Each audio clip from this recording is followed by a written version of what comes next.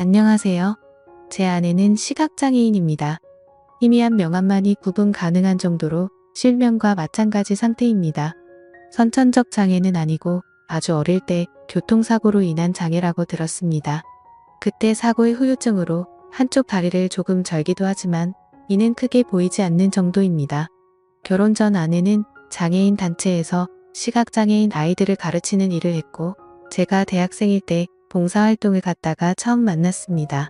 긴 생머리에 창백할 정도로 하얀 얼굴 잡티 하나 없이 빛나는 피부 오독한 코 앵두 같은 입술까지 화장 하나 안 한 얼굴인데도 너무나 예뻤어요. 시각장애인이라고 믿기 힘들 정도로 눈이 초롱초롱하게 빛나는 그녀는 아이들에게도 저같이 봉사활동을 다니는 남자 대학생들에게도 인기가 많았습니다. 솔직히 제가 좀 못생겼습니다. 그냥 못생긴 게 아니라 많이 못났어요. 그래서 한 번도 연애를 해본 적이 없었고 고백할 때마다 차이곤 했었거든요.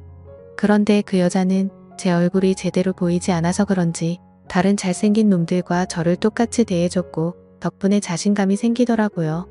같이 차 한잔 마시자 해도 언제나 응해줬고 저에게 승훈 씨는 너무 자상하고 목소리가 좋아요. 어떻게 생겼는지 궁금해요. 라고 말해주기도 했었죠. 자꾸 제게 닮은 연예인이 누구냐면서 묻길래 저도 모르게 장동건이랑 원빈을 반반씩 닮았다는 소리를 가끔 듣는다고 거짓말을 해버렸어요. 아내가 어릴 적 시력을 잃었기에 장동건이랑 원빈은 알 것 같아서요. 아내는 그 말을 들으며 활짝 웃더니 나는 조인성 같은 남자를 좋아하는데 라고 하대요. 그러면서도 싫지 않은 기색이었어요. 솔직히 진짜 찔렸지만 솔직히 말할 수는 없었습니다. 제가 사실 유해진이랑 박지성을 닮았다는 말을 많이 들었는데 그렇게 말할 수는 없는 거잖아요. 아내가 너무 좋아서 사귀자고 고백하고 싶은 마음이 굴뚝 같았지만 학생이기도 하고 하도 여자들에게 많이 차여서 그런지 자신감이 생기지 않더라고요.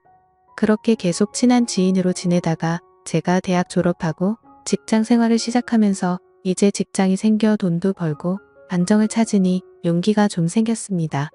그녀에게 당신을 행복하게 해주고 싶다. 라는 말로 대시를 하였고 본격적으로 1년 연애하고 결혼까지 하였습니다. 아내랑 연애하면서 알게 된 사실인데 어렸을 때부터 인기가 많은 남자들의 대시가 있었다고 하더군요. 역시나 그 여자는 제가 첫 남자가 아닌 듯 했어요. 저는 이 여자가 첫 여자였는데 좀 억울하더라고요. 심지어 그 여자는 잠자리에서 눈이 보이지 않는데도 꽤나 능숙했습니다. 솔직히 이렇게 물어보면 찌질하고 진짜 남자답지 못하다는 게 저도 잘 알지만 저도 모르게 혜리 씨는 몇 명이랑 잤어요? 라고 첫날 밤에 물어봤었네요. 제가 이렇게 묻자마자 그렇게 천사 같던 여자가 제 쪽으로 본인이 잡히는 물건을 쥐다 던지면서 펑펑 우는 겁니다. 그때서야 그 말이 여자에게 절대 해서는 안 되는 말인지 처음 알았네요. 첫 정식 연애인지라 이렇듯 연애하는 내내 그 여자를 거스르게 하는 짓들을 좀 하긴 했었지만 그래도 그런 것 빼고는 별 문제 없었답니다. 저는 부모님과 여동생이 한 명 있습니다. 가족들에게 이 여자와 결혼하고 싶다고 소개하니 저희 어머니 사색이 돼서는 어쩔 줄 몰라 하시는 게 눈에 보이더라고요. 반면에 저희 아버지는 이렇게 예쁜 며느리가 들어와서 너무 좋다고 보니는 무조건 찬성이라 하셨어요. 아이고, 내가 다 눈이 부시다. 이렇게 예쁘고 찬한 며느리가 우리 집안에 오니 너무 좋다. 아가야, 고맙다 우리 집에 시집 와줘서. 이러면서 제 아내 손을 쓰다듬으시며 연신 고맙다 하셨죠. 아내를 집에 데려다 주고 다시 집에 오니 어머니가 이렇게 말씀하셨어요. 너 정말 이런 여자랑 결혼해서 제대로 살 수 있겠어? 눈이 안 보인다는 건 말할 수 없는 거지. 들을 수 없는 것보다 더 옆에 있는 사람이 힘든 거야. 손이 없고 발이 없는 거랑 같은 거라고. 내가 평생 이 여자 손이 되고 발이 돼줄 수 있겠니? 정말 그걸 내 평생 견딜 수 있겠어? 그 사람의 장애와 그 사람 인생을 짊어지고 갈 자신이 있는 거야? 네. 엄마 저 정말 자신 있어요. 그리고 솔직히 이 여자 아니면 저 받아줄 여자도 없어요. 아시잖아요? 저 초중고 내내 못생겼다고 왕따 당한걸요? 이 여자만이 제 외모에 대한 탐견 없이 저를 받아줬어요. 저 정말 자신 있어요. 이 여자 제가 책임질 거고 후회하지 않을 거예요. 그래 알겠다. 대신 절대 이혼하겠다거나 후회한다는 말하지도 말고 그런 생각도 말아라. 내가 선택한 거니까. 네, 엄마 정말 그럴게요. 저희 어머니와 아버지 모두 제가 그렇다고 하자 크게 반대하지 않고 아내를 받아주셨어요. 허나 오히려 주위에서 반대를 많이 했습니다. 정말 많은 사람들로부터 비장애인과 장애인의 결혼에 대해 참 많은 말들과 우려 섞인 말들을 들었지만 사랑 하나로 극복하면 된다고 믿었습니다. 그리고 결혼식을 올렸습니다. 눈이 보이지 않는 아내는 본인이 얼마나 결혼식에서 아름다웠다는 걸 모를 겁니다. 정말 결혼식 내내 제 입이 뒤에 걸렸었네요. 원래도 예뻤는데 신부 화장까지 하고 새하얀 드레스에 공주 같은 왕관까지 쓴 이 천사 그 자체였어요. 제 결혼식에 온 사람들 모두 연예인 결혼식에 온 것 같다고 말할 정도였죠. 결혼식 전에 혹시라도 실수할까봐 장인어른과 함께 입장 연습을 여러 번 해서 그런지 아내는 자연스럽게 신부 입장할 수 있었고 몇몇 아내가 시각장애인인 걸 모르는 지인들은 나중에 아내가 눈이 보이지 않는다는 걸 알고 엄청 놀랐다고 하네요. 그 정도로 아내는 겉보기엔 보통 사람들과 같았습니다. 신혼여행을 다녀와서 아내와 행복하게 결혼 생활을 하자고 다짐하고 약속했어요. 하지만 결혼 생활은 제 생각과 달랐습니다. 제가 아내에 대해 잘 모르는 상태로 결혼했다는 것을 깨달았습니다. 아내는 몸이 아니라 마음의 장애가 문제였던 사람이었습니다. 연애 당시 아내는 장애인에 대한 편견을 극복하고 싶다며 열심히 공부하고 자기관리를 하는 똑똑하고 당찬 사람이었고 밝고 명랑한 성격의 사람이었습니다. 그런데 한 집에서 살기 시작한 아내의 모습은 그와 거리가 멀었습니다. 아내는 아주 예민하고 신경질적이고 화를 주체하지 못하는 사람이더군요. 시각장애가 있다 보니 집안의 모든 물건이 정확히 제자리에 있어야 했는데요. 처음에 그 점에 대해 확실히 주의를 들었기에 조심하려 노력도 노력했지만 한 번씩 실수가 있었는데 그때마다 아내는 너무나 심하게 폭발을 했습니다. 맨 처음 폭발했을 때가 신혼생활 시작한 지 일주일도 되기 전이었어요. 항상 티슈를 두는 소파 귀퉁이에 손을 뻗었는데 티슈가 없었던 모양입니다. 막 비명 같은 소리를 지르기 시작했습니다. 놀란 제가 무슨 일이냐고 묻자 무슨 일이냐고? 몰라서 물어. 티슈 두는 자리에 왜 티슈가 없어? 이 자리에 있어야 할 거 아니야. 이 정신 나간 놈아 말귀를 못 알아들어. 이 짐승만도 못한 놈아 너 말귀도 못 알아쳐먹니? 귓구멍을 찢어줘 하면서 저에게 욕을 하기 시작했습니다. 정말이지 심각한 욕이었습니다.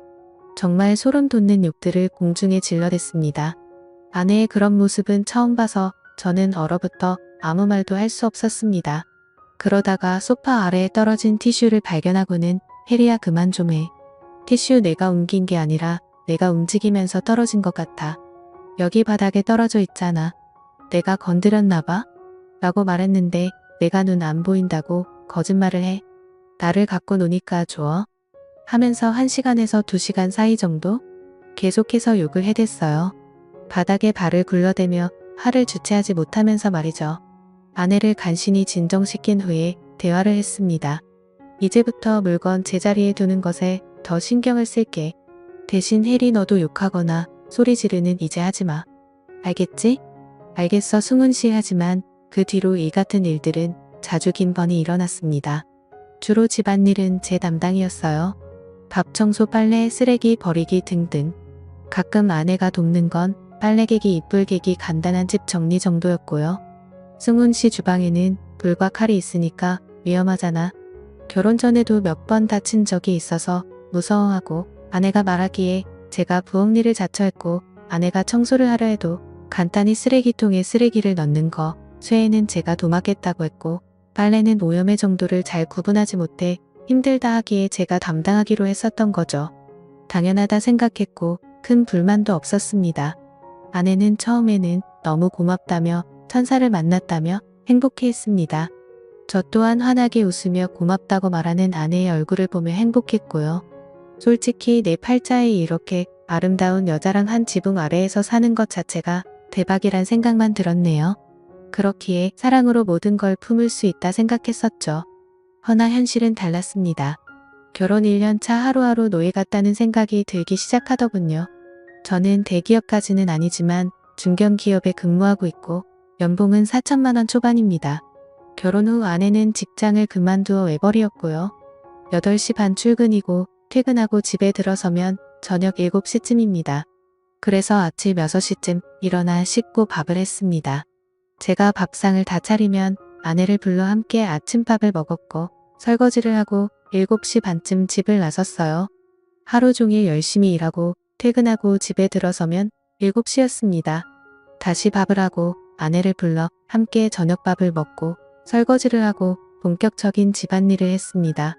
격일로 하루는 청소하루는 빨래를 하고 밑반찬을 만들고 장보고 온 재료들을 다듬었죠. 여기까지는 불만 전혀 없었습니다. 제가 선택한 일이니까요. 저를 힘들게 했던 건 그 일을 하는 내내 아내의 눈치를 봐야만 했던 거였죠. 뭐 하나 자신의 기준에서 벗어나면 자신을 무시하는 거라며 폭발했습니다. 제가 차린 밥상에 앉아서 밥을 먹는데 갑자기 장난하냐? 국이 뜨겁잖아. 승훈 씨 지금 나 엿먹이려고 일부러 그런 거지? 지금 나 무시해서 일부러 아주 팔팔 끓인 거 맞지? 뜨거운 국에 입대라고 일부러 그런 거 맞지? 아내는 심지어 반찬이 마음에 안 들어도 자신을 무시한다고 했어요. 승훈 씨 지금 이 반찬들 뭐야? 내가 밥 안 한다고 불만이다 이거야? 불만이 있으면 말로 하지 왜 반찬을 이딴 식으로 만들어서 복수해?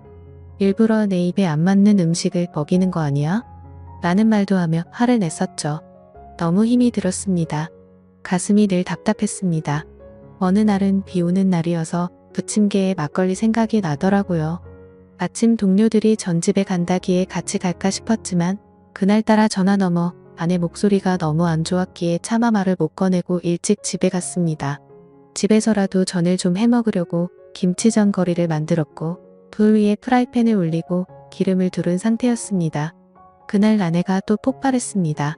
화장실에서 마구 소리를 질렀습니다. 휴지 어딨어? 휴지가 어딨냐고. 야 이 새끼야 귓구멍 막혔어? 휴지 어딨어? 라면서요.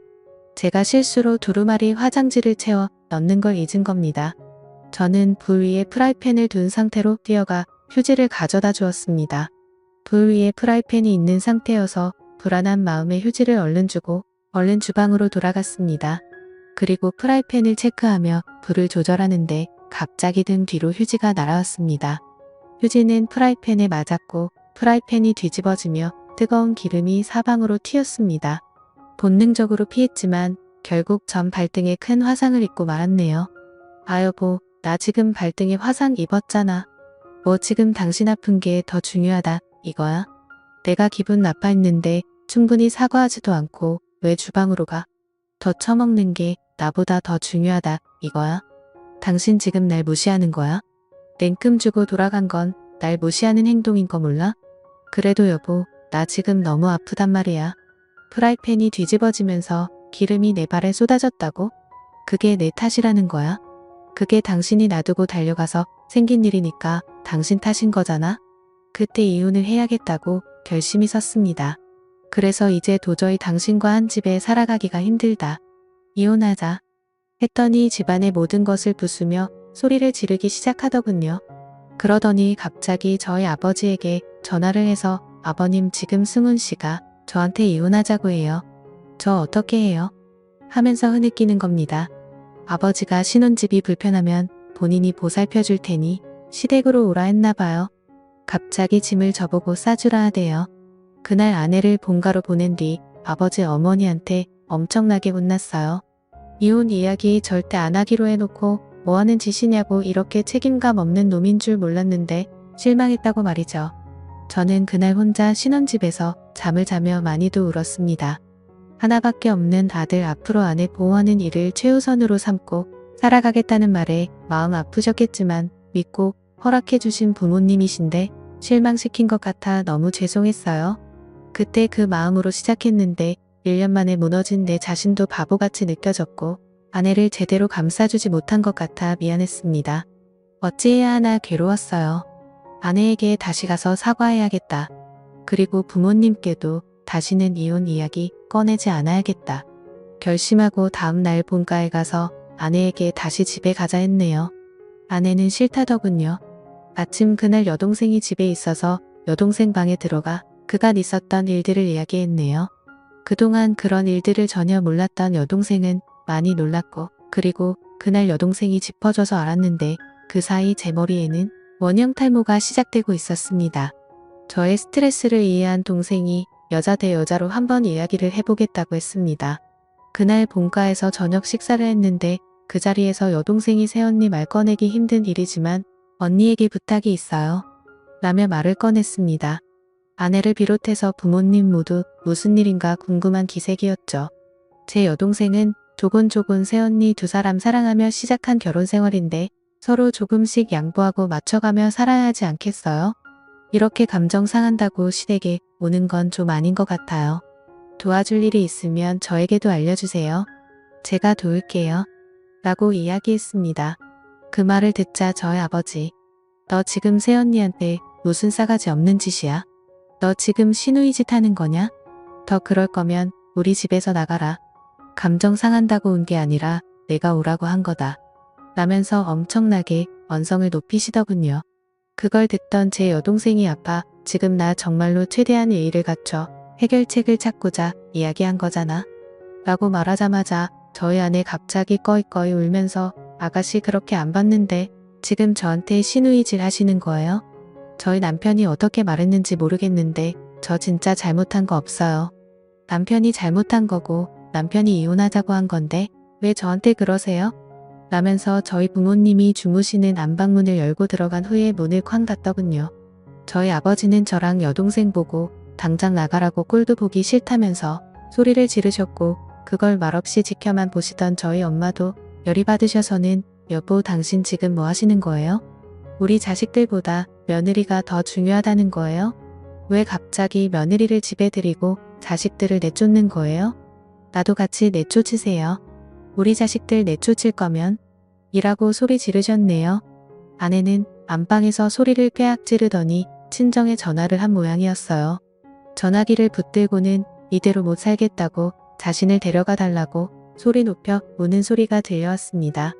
결국 놀란 장인어른, 장모님이 달려오셨고 처형도 함께 왔습니다. 아내는 언니가 한 분 계시거든요. 아내가 전화하고 한 시간 아내 모두 저희 본가에 모였습니다.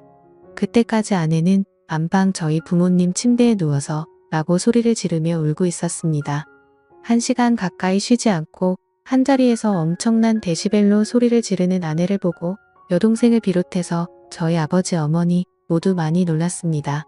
그런 모습 제가 말하지도 않았고 보지 못했기에 당황스러웠을 겁니다. 결혼 전으로 우리 가족과 함께 했을 때 아내 모습은 밝고 차분했었거든요. 저가 식구들이 들어오자 아내는 저와 이혼하겠다고 소리를 질러댔습니다. 장모님과 처형이 감싸 안으며 아무리 달래도 좀처럼 진정이 되지 않았어요.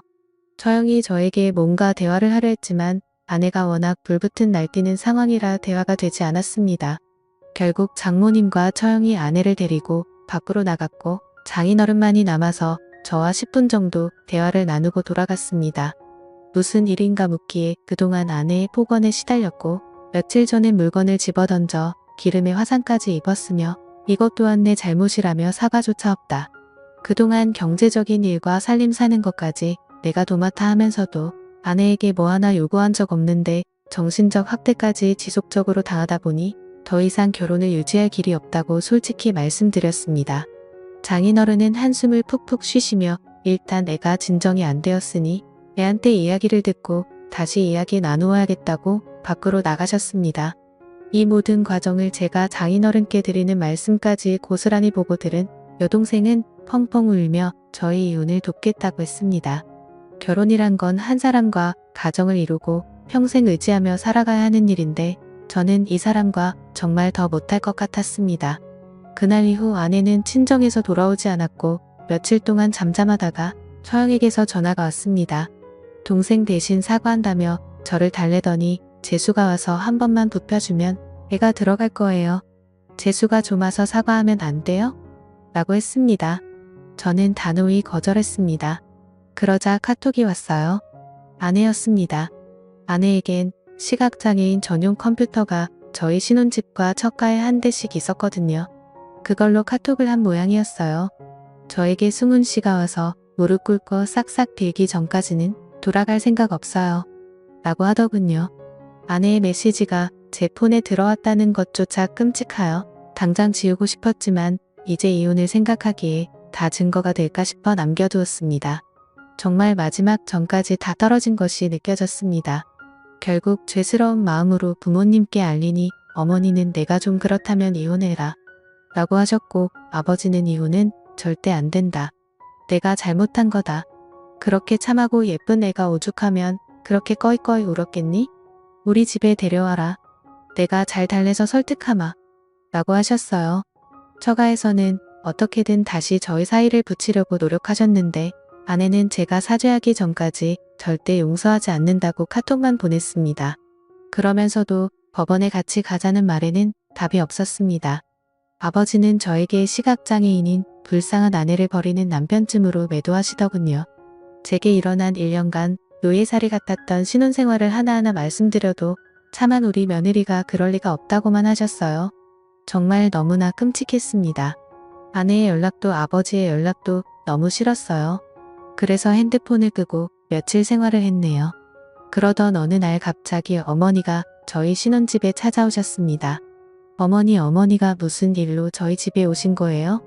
라고 물으니 아무 말도 안 하시고 한숨만 푹푹 쉬시는 겁니다. 무슨 일이냐고 아무리 물어도 이 아빠 제 정신이 아닌 것 같다 라는 말만 반복하셨습니다. 알고 보니 제가 연락을 안 받고 있던 그 며칠간 많은 일이 있었더군요. 정말 저희 아버지가 자꾸 아내를 설득해 보겠다고 아내를 본가로 불렀고, 아내랑 저희 아버지랑 많은 이야기를 나누었다고 합니다. 그걸 보면서 저희 여동생과 아버지가 큰 마찰이 있었나 봐요. 결국 아버지가 저희 여동생에게 일하는 말과 함께 내쫓으셨고, 그걸 보던 저희 어머니가 화를 내며 같이 나가라면서 욕까지 하셨다네요. 저희 아버지가 원래 불같은 성격이라 저희 어머니가 평생 참고 사셨는데, 며칠간 아버지가 아내와 꼭 붙어서 이것저것 챙겨주시고 손과 발이 되어주시면서 저희 어머니에게는 평생 안 하던 행동들을 하시니 꽤나 어머니가 열이 받으셨나 봐요. 그 꼴도 보다가는 병들어 죽을 것 같아서 저희 집에 오신 거였어요.